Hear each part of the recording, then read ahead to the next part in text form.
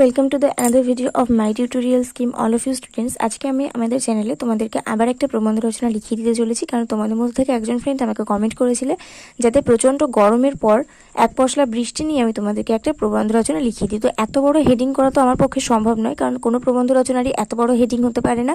তাই জন্য আমি এটাকে ছোট করে দাবদাহের পর বৃষ্টি করেছি। ঠিক আছে, দাবদাহের পর বৃষ্টি, এটা হচ্ছে আমাদের আজকে প্রবন্ধ রচনার মূল টপিক। এটা আজকে আমরা আলোচনা করে নেবো কিভাবে লিখতে হবে। প্রথমেই তোমাদেরকে একটা কথা জানিয়ে রাখি যে এই ধরনের প্রবন্ধ রচনা কিন্তু বেশি বড় হয় না। তো 5 to 10 তোমরা যে ক্লাসেই লিখতে চাও না কেন, এই দাবদাহের পর বৃষ্টি কিন্তু অত্যন্ত ছোট আকারেই লিখতে হবে। মোটামুটি 5টা কি 6টা পয়েন্ট হবে, তার বেশি কিন্তু পয়েন্ট হয় না এইরকম রচনাতে।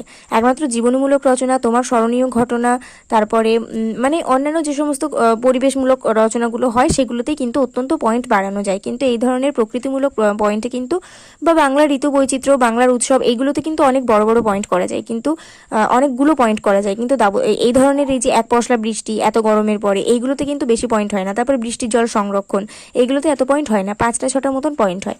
তো চলো আমরা সেই 5টা 6টা পয়েন্ট আলোচনা করে নিই যে কীভাবে আমরা এই পয়েন্টগুলোকে আলোচনা করে এক্সামিনারের কাছ থেকে নাম্বার আদায় করে নিতে পারি।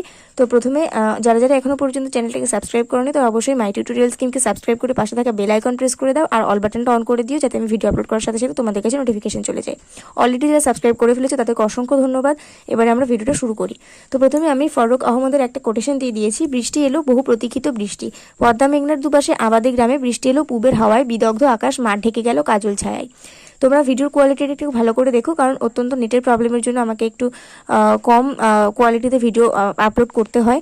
তো সেই জন্য তোমরা একটু ভিডিওর কোয়ালিটিটা একটু ভালো করে দেখো, এটা তোমাদের কাছে আমার রিকোয়েস্ট, নইলে কিন্তু তোমরা আমার হাতে লেখা বুঝতে পারবে না।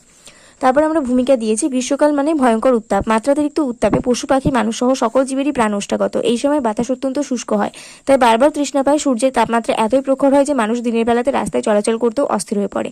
চারিদিকে বিরাজ করে গরম আবহাওয়া ও অস্বস্তিকর পরিবেশ।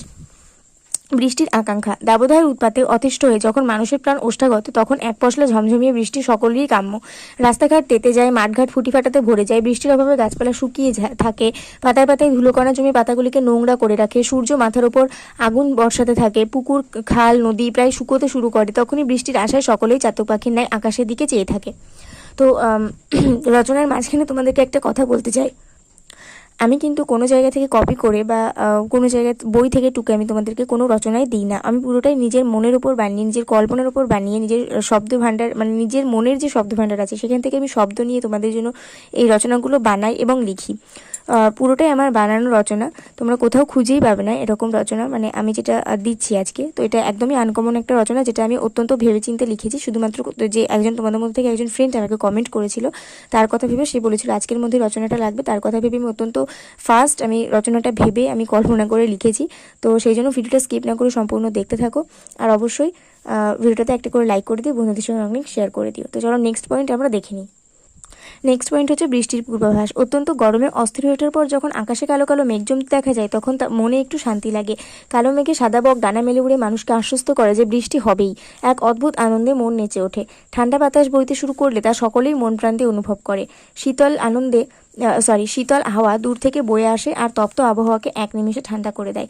মন প্রাণ জুড়িয়ে যায়, অধীর আগ্রহে মাটির দিকে তাকিয়ে থাকে মন প্রাণ জুড়িয়ে যায়। এখানে একটা মানুষ হবে, ঠিক আছে, এখানে একটা মানুষ হবে। মানুষ অধীর আগ্রহে মাটির দিকে তাকিয়ে থাকে বৃষ্টির ফোঁটা পড়তে দেখার জন্য। নেক্সট পয়েন্ট হচ্ছে এক পশলা বৃষ্টি। অবশেষে নামে ঝমঝম করে বৃষ্টি, সকলেই যেন স্বস্তি অনুভব করে।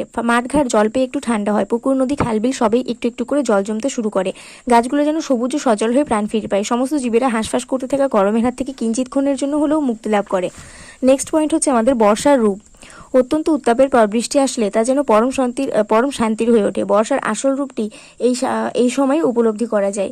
বেশিরভাগ আকাশটাই ঘোর হয়ে কালো মেঘে ঢাকা থাকে, গুরু গুরু করে মেঘ ডাকতে থাকে, বিদ্যুৎ চমকায়, বজ্রপাত হয়, সমস্ত জলাশয় জলে থই থই করতে থাকে। আশপাশ থেকে কদম, কেতকী, জুঁই, রজনীগন্ধা প্রভৃতি ফুলের সুগন্ধ ভেসে আসে। চারিদিকে সতেজ সবুজ গাছপালা, কালো মেঘে বিদ্যুতের ঝলকানি, বৃষ্টির রিমঝিম শব্দ, ব্যাঙের ডাক, সব মিলিয়ে এই বৃষ্টিরূপ অপরূপ শোভা ধারণ করে। কৃষকদের মুখে হাসি ফোটে, মাঠে মাঠে চাষবাস ভালো হয়।